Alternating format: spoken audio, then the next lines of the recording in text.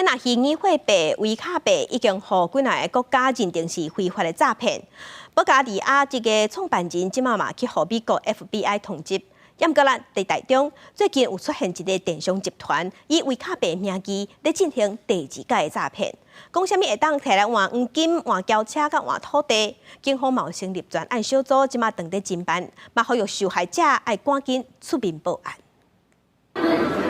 一份就是一份，一份就是一份黄金兑换券，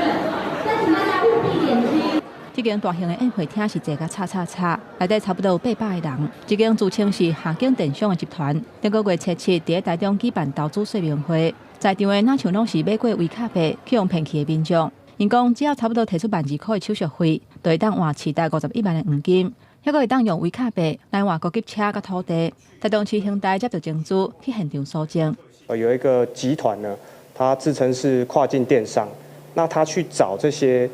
以前有投资过维卡币失利的这些名单，来告诉他们说我们要成立一个会员大会，那跟他们说我们有新的黄金的投资项目，就是类似2次诈骗的这样的手法。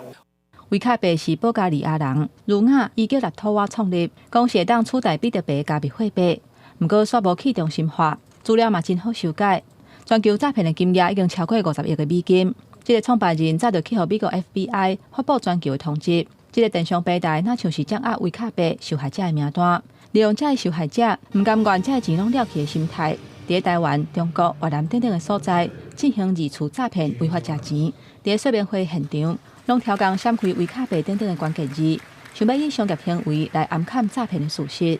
110系统跟165系统没有所谓的这个跨境电商或是维卡币的实际被害人，那这部分我们警方呼吁有关被害人，如果要有发现这种被骗行为，马上向全国的警察机关来报案。